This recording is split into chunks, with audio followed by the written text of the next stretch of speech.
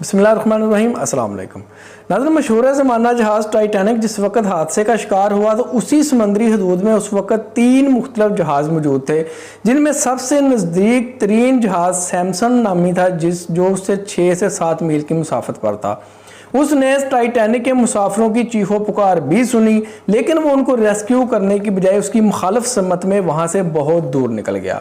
उसकी वजह यह थी कि सैमसन गैर कानूनी समंदरी हदूद में आकर नायाब तरीन समुद्री हयात का गैर कानूनी शिकार कर रहे थे और उन्हें यह खदशा लाहिक था कि अगर उन्होंने रेस्क्यू ऑपरेशन में हिस्सा लिया तो वो खुद गैर कानूनी समुद्री हदूद में होने की वजह से डर लिए जाएंगे। चुनांचे उन्होंने अपनी ज़िंदगी को बचाने के लिए 2-2.5 हज़ार मुसाफिरों को समंदर की बेरहम मौजों के हवाले करते हुए वहाँ से रफू चक्कर हो गए।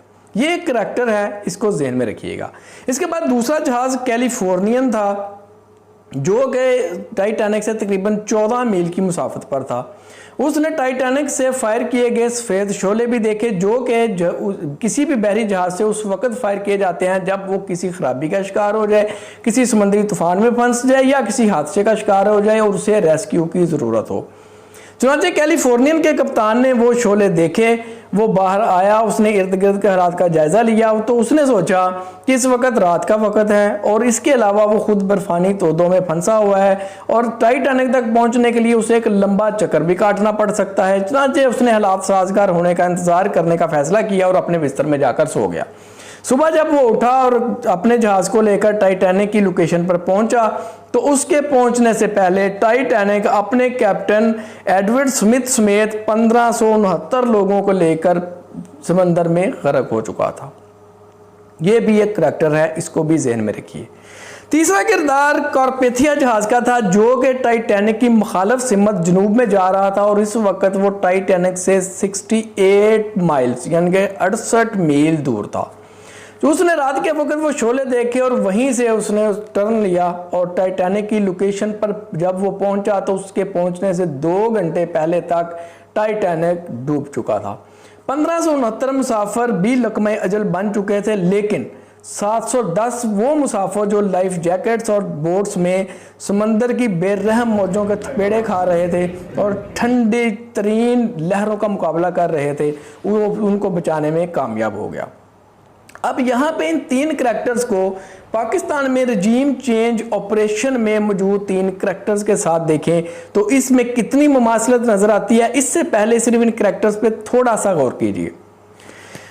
क्या जो पहला सबसे नजदीक तरीन सैमसन जहाज था, क्या उसका हमला उसके बाद क़यामत तक जिंदा रहा? डेफिनेट नहीं रहा, वो भी मर गया, वो भी खत्म हो गए। लेकिन जब तक भी बात होती रहेगी सैमसन के जहाज़ के अमले का किरदार ज़ेर बहस आता रहेगा। उसके बाद कैलिफोर्नियन के कप्तान ने एक मुश्किल फैसला लेने से माजरत कर ली या ना ले सका तो क्या उसके बाद वो क़यामत तक के लिए ज़िंदा रहा? वो दोबारा टाइटैनिक की लोकेशन तक भी पहुंचा, इसके बावजूद उसका नाम तारीख में किस तरह से लिखा जाएगा या बोला जाता है वो आप खुद फैसला कीजिए। उसके बाद कारथिया, क्या वो 68 मील दूर से आप बर्फानी तोदों को क्रॉस करते करते टाइटैनिक तक पहुंचा, 1569 मुसाफिरों को नहीं बचा सका।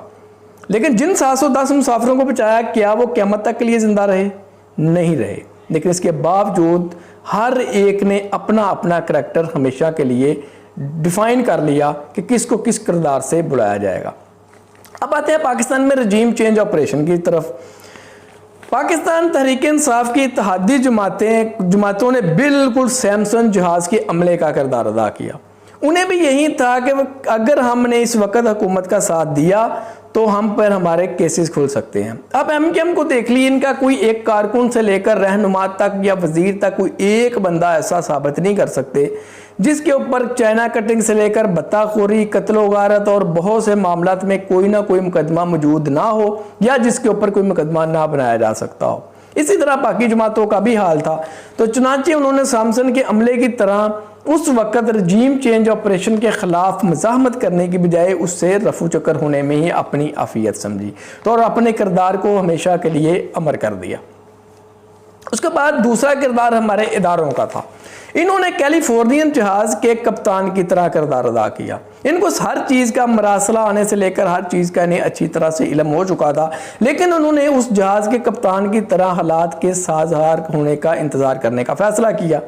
अब देखिए, कैलिफोर्नियन जहाज के कप्तान जब टाइटैनिक की लोकेशन पे पहुंचा तो उस वक्त तक 1569 मुसाफिर इस दुनिया से जा चुके थे। लेकिन जब हमारे इदारे अगर यू टर्न लेकर अपनी असल पोजीशन पे आते हैं तो उससे पहले तक मुल्क का कितना नुकसान हो चुका होगा, ये आने वाले वक्त में इसका पता भी चल जाएगा। तीसरे नंबर पर कारपेथिया का किरदार है, जो जहाज से बहुत दूर था। वो ना जहाज को बचा सका, ना उसके कप्तान को बचा सका, ना 1569 मुसाफिरों को बचा सका, लेकिन इसके बावजूद 710 उन मुसाफिरों को बचाने में कामयाब हो गया जिसके बारे में शायद किसी के वहम में भी नहीं था कि वो बच सकते हैं। ये किरदार अवाम ने अदा किया। ये इमरान खान की हुकूमत को ना बचा सके, ये पीटीआई की हुकूमत ना बचा सके, लेकिन इन्होंने इमरान खान को एक नई सियासी ज़िंदगी ज़रूर दे दी। उसकी सियासी ज़िंदगी को बचाने में कामयाब हो गए। अब देखिए, जो 710 मुसाफिर जो बच गए थे वो भी क़यामत तक के लिए ज़िंदा नहीं रहे, वो भी मर गए। लेकिन करैक्टर कारपेथिया का आज भी सबको याद है। इसी तरह अवाम ने भी बिल्कुल वही किरदार अदा किया, और जबकि इदारों ने अपना किरदार अदा किया, इत्तेहादी जमातों ने अपना किरदार अदा किया। अब इदारों पे अगर बात आ जाए तो क्या जस्टिस मुनीर क्या पाकिस्तान का जज नहीं था?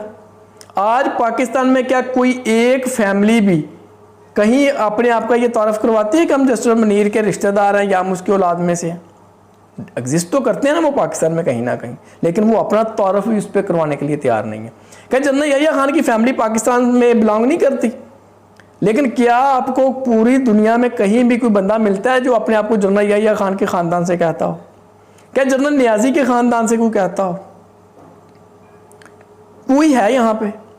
एक वक्त अल्ताफ़ हुसैन सिर्फ एक कॉल करता था, पूरा कराची बंद हो जाता था, कोई मीडिया एमक्यूएम का नाम लेने के लिए तैयार नहीं था। आज कहाँ गया वो अल्ताफ़ हुसैन?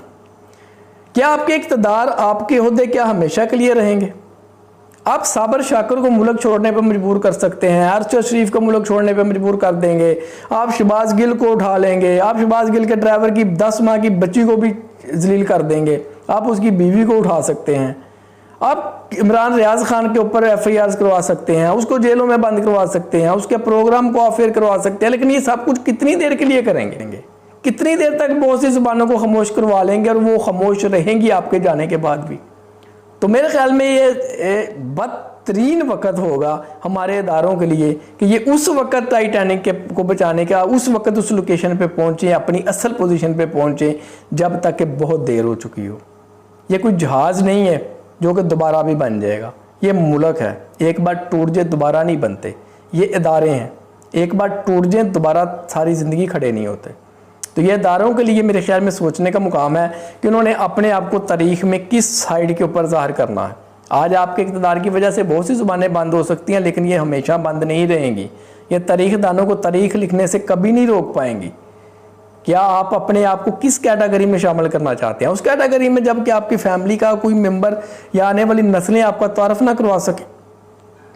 फैसला आपने करना है कि आपने सैमसन जहाज़ वाला किरदार अदा करना है, कैलिफोर्नियन के कप्तान वाला किरदार अदा करना है, या आपने कारपेथिया के कप्तान वाला किरदार अदा करना है। फैसला आपके हाथ में है। तो अब तक के लिए इतना ही। अपना अपने मुतल्लिक़ात का और इस चैनल का बहुत सा ख्याल रखिएगा। जो दुनिया से चले गए उनके लिए इस्तग़फ़ार करके, जो दुनिया में मौजूद है उनके लिए सिला रहमी करके, और अपने इस चैनल को सब्सक्राइब करके। अल्लाह हाफिज़।